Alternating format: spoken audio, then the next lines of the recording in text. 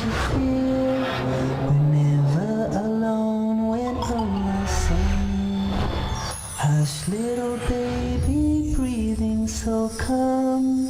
You protect us all and keep us from harm. Hush little baby, still and serene. You are a Muslim, Islam's your deen. Hush little baby, pure and small. Bismillah ar-Rahman ar-Rahim. In the name of Allah, the most merciful, the most compassionate. Dear viewers everywhere, I greet you with the greeting of peace. Assalamu alaikum wa rahmatullahi wa barakatuh. We're still discussing the topic of our schools. Are they improving?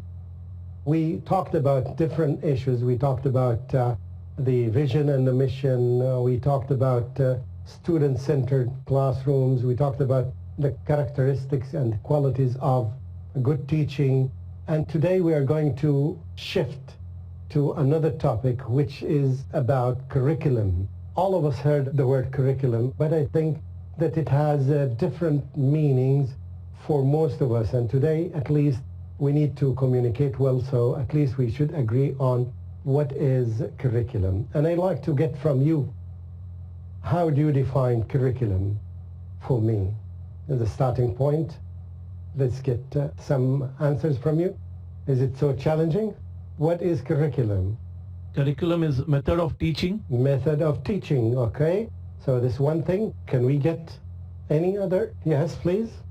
Everything including syllabus that is taught to the student. Okay. Everything included. Everything that's given to the students. Okay, another one?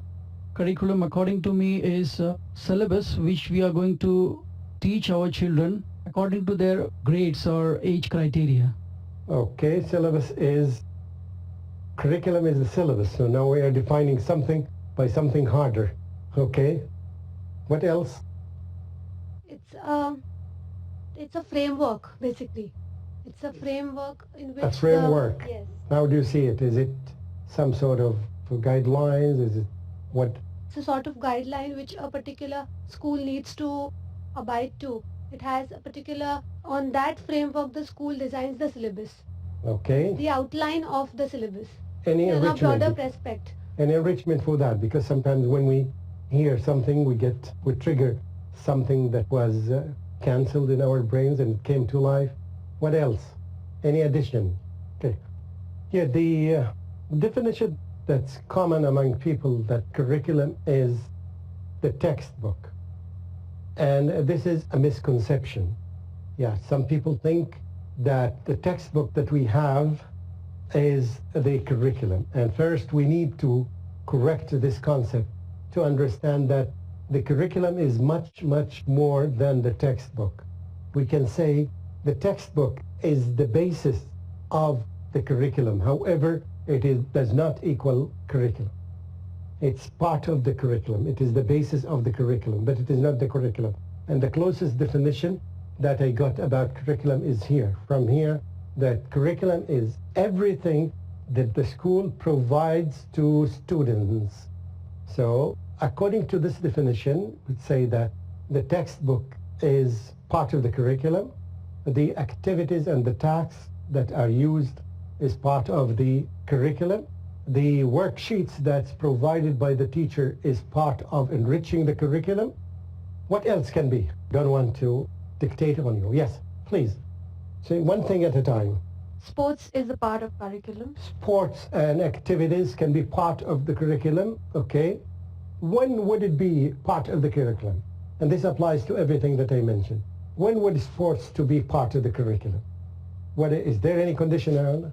When proper training is implemented, not just a play around. Not just playing When haphazard. proper training is... It should be well planned, right, to serve something in the syllabus. Okay, what else can be? The field trips that the students make are part of the curriculum, right? Because they serve, some of them are educational. So those educational field trips are part of the curriculum because they enrich, right? They enrich what? Or enhance some part of the curriculum, some themes. So the students are studying something about biology, So one trip would be to the zoo, for example. The students are asked to do some assignments to answer some questions that they have when the lesson is well planned. So the students go to the zoo and try to get answers for these questions that the teacher has already prepared. This way, so it helps the curriculum. It re-enriches or re-enriches the curriculum and some enhancement to the textbook. What else can be? Visitors who come to schools who make some lectures. You invite a specialized person in this area or in that area and they come to talk about this because the curriculum does not. For example, if you bring someone to talk about the scientific miracles in the Quran, right? You bring a speaker from outside. This is called enrichment of enhancing the curriculum. Okay, so this becomes part. In other words, everything that you provide, the video clips that you provide, online classes on the internet. online classes, okay. The research that's done by the students or the teacher on the internet is part of the curriculum. The annual day celebration. The what? Annual day celebration. Yes, the celebrations you do in the school. The Eid celebration, the Ramadan celebration, whatever celebration. Personal hygiene and cleanliness. Wonderful, yes. When we teach children in the school about healthy lifestyle, it's part of the curriculum because we want part of our objectives in the school or aims in the school is that to promote healthy lifestyle. So it becomes part of the curriculum, particularly if you link it with some lesson, some in science, okay? Taking part in debates and seminars. Definitely, debates and seminars, okay? Discipline, the basic discipline that we teach the children. The discipline that we teach the children, yes, whether in the assemblies or anything. Participation in inter-school competitions. Yes, school competitions and outside school competitions as well. Yes, visits that happen from the school to other schools and receiving visitors from outside. And the condition is that it should have something related to education. It should reinforce the education of the student. So in other words, yes, if you have, comment if you have. Projects and assignments. Of course, projects and assignments. Yes, all these are part of the curriculum that is well planned. Yes? Team building. Huh? Team building. Team building and other skills that they learn, definitely. So now, what we're saying now is that the textbook is not the curriculum. This concept should be deeply rooted in our brains. Textbooks do not equal curriculum. They are not equal. They are something different. They are part of a whole. The textbook is the basis of the curriculum. It may represent 15%, may represent 60%, but it is not equal with the curriculum. Is this concept clear? We need to live on this because we need to remove the previous concept that we had, which is the textbook is the curriculum. No, the textbook is not the curriculum. The curriculum is everything that's given, yes, to the students. So when you write the syllabus, you would say something here, one column for the textbook, and one other column is enrichment of the curriculum. We are going to enrich this by a visit to a specific place, by a project, by some worksheets, by video clips you are going to use, by inviting somebody to come to enrich lecture or to enrich the topic or the theme that the students studied. Is this clear? It sounds clear, but we usually, again, when we go to our classes, we will find ourselves attempting to say that it is the textbook, it is the textbook. It's not. Textbook plus. And that's why sometimes when you see the books of the teacher, when they have it, or they have the book here, and they have all the comments or a paper that's written here, how to enrich this curriculum. Or you will find this very clear in the lesson plan. The plan of the lesson, you would find that one part of it is enriching the curriculum. All the items that we mentioned before, we will find them in the lesson plan. And I will tell you one episode about the lesson plan. So you collect all the pieces together. What do you expect to see in the lesson plan? Okay, now we agreed on this. Do you review the curriculum in your school? Yes, no, 50-50? When is the last time you reviewed the curriculum? 20 years ago? Last year, what did you do? Tell me exactly, what did you do to the curriculum? How do you review the curriculum? I want somebody to explain this to me. And every year in the month of May, we, alhamdulillah, here in Mumbai, Chennai or Mumbai team get together with Dr. Zakir Naik. Alhamdulillah, we review all the syllabus, all the subjects, all curriculum. These are basic on annual report. Okay, so you reviewed them to make an annual report. Good, it's good to hear that. We'll take a break and come back with smiles on your faces and my face as well. Assalamu alaikum wa rahmatullahi wa barakatuh. The curriculum, and we got comment here that he reviewed the curriculum last year in May. And I want to know, why do we need to review the curriculum? Why do we need to do that? What is the purpose of reviewing the curriculum? There's no one direction for the curriculum to be correct. To be correct? Correct. Yeah. So we try to review to see whether we can improve on it, whether it is functioning. Wait a minute. You're talking about two issues here. We want to guarantee that is correct. This is one thing. Okay, the other one is what? To review and improve if there is any faults To there. improve it. Okay. What do you mean by to improve the curriculum? What do you mean? It is to remove the loopholes. Oh yeah?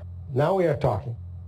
Sometimes there are loops in and loopholes. Because as I see the and we monitoring. need to, yes, when we review this, we write these comments, or here, we need to avoid this because sometimes there are some gaps in the curriculum. Wonderful. Okay, continue if you want. This is a continuous process of monitoring which we say in This is any very projects. great. The one approach of one school may be that, okay, let's sit together in May or in April, in whatever month, do the review. Another way of doing it is what? An ongoing process. It would be the teacher, while you are teaching the curriculum, right? You have the textbook and you write your comments beside. And that's what we really, when we see the textbook of an effective teacher, a wonderful teacher, we see all these comments on the curriculum. There's no need for this exercise. This exercise had been repeated. It does not add to the student. You need to write your comments. This exercise is, but there is a gap between these exercises, or there is a gap between these two lessons. Something should be inserted here. We love to see the textbook of the teachers, right, have all these comments on them. So now we talked about gaps. What else do we observe while we are reading the curriculum or reviewing the curriculum? It's noticed that generation grows as the time passes. It's very important that you grow with generation as it's growing. That's why it's very important to revise the syllabus, because even syllabus grows as the generation is growing. So what do you mean by that? I understand, I want to hear. The technology is what we had earlier. So we are adding to that. It's because of the expenses of changing the textbook. The textbook can remain, right? But we add these things that we need to go with the generation, to go side by side with the advancement that's happening in the world. Is this clear? So this is very important to know that we need the curriculum to be updated. And we cannot change the books all the time, so we can add things. We can add something from another book. We can add a concept from here. We can refer to a video clip. We can refer to a link on the internet that would compensate for the gap between what is current and what's renewed. Is this clear? So we renew the curriculum for some reasons. Now, to discover the loopholes or the gaps. Okay, so to delete them in order to benefit from the time. Secondly, is we update it to go with the age that we are living in, because there are many changes that's happening, and very frequently now. Let me remind you of something. Yes, I read and I presented in one of the conferences. A university president said, we prepare our students to work in jobs that even we don't know the names of these jobs. The world is running. The advancement of technology is so quick that nobody can go hand in hand with it. To the degree that a student goes to a university, before he finishes the university, will find that the students who joined after 2 years are studying the same thing that he's studying last year. Do you see what I'm saying? And they don't know what jobs they are going to get. We used to prepare ourselves, this will be such and such. Now, because of what's happening in engineering, particularly the electric engineering and the advancement in computers, there are new jobs every day that we have never heard about them in the past. Sometimes when you look at the internet and look at vacancies, you'll find names of jobs you could have never imagined that these would be jobs. Why? You see? So we have to keep up with this. And the only way is to enrich the curriculum, because we cannot change the books every day, if you can do it. And even the new trend, by the way, in curriculum, I also made another research about comparing the benefit of CDs and written textbook. And perhaps someday you will never see the textbook. CD will be basically the textbook, but because it's easier and cheaper, much cheaper to update the information on CDs, right? So it will be mainly CDs. Why? Because every year you can make the changes with very, very, very little money that you add. You can add it. You can, again, in the CD you can add pictures, you can add video clips, you can add sound, you can add anything, and this is something that you cannot do with this. And it will become more effective, and it is more effective. And this is something that you can think of. Gradually you become reliant on these CDs. Of course, this requires that at least in the classroom you would have a tool that you can show what is there, let alone what will happen in the houses of the people, of the students, something that you can require later. But at least you should have a good library that would enable students to use these CDs, right? And would enable the teacher in every class to use what is in the CD. But still it's cheaper than renewing the textbooks. So we evaluate, or make assessment of the textbooks or the curriculum, so that we would do two things. Avoid the gaps. Secondly, is to cope up with the advancement. What else? Give me another reason. Why do you evaluate, recheck? Reviewing the curriculum also helps us to keep a check on whether we are fulfilling the vision of the school, whether Yes. we are intact with it. And like, if you bring about many changes, as you said, Yes. but you should not go away Very with good. what you have come Yes, up. if we make slight changes in the vision after 10 years, and this is not reflected in the textbooks, so we need to make some changes to go hand in hand with the vision that we set and with the mission, with the promises that we made to the teacher. Something else. Okay, We should fulfill the need of the market. definitely. We should study the needs of the market, particularly if you are at the end of a phase, secondary school, and some students are not going to join the university. They are going to join some jobs, right? And by the way, let me tell you that the studies say that these high degrees, PhDs and doctoral whatever, they are going to disappear gradually. They say that now to get a job, to go to a company that produces something, say that you have a PhD, but they don't benefit from you. They benefit 5% of all what you've studied. So they say that this costs us. Forget about these people who have PhDs. Let's go to a person who just graduated of high school. We give him extra money. We take him to our place. We give him on-job training for 6 months, and he will give me more than what this PhD person has. And the same thing happens with the master's degree, and even with the bachelor degrees. It's happening now. So you see the changes in the world. So that's why this point, whoever raised this point, we have to see what the market needs. And this may require us to add more computer things in secondary school. We may think of avoiding to teach something that's not so beneficial, just in any way. Okay. Yes, please. Even the quality part, The quality, of course.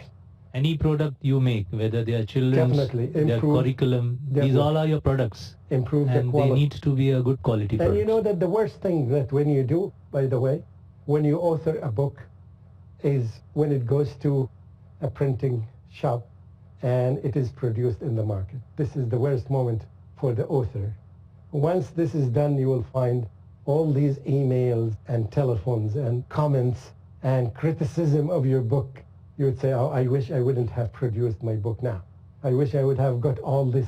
And this is impossible. This is the nature of human being. So that's why we need to update the curriculum. We need to update. There's one reason also that you didn't talk about it.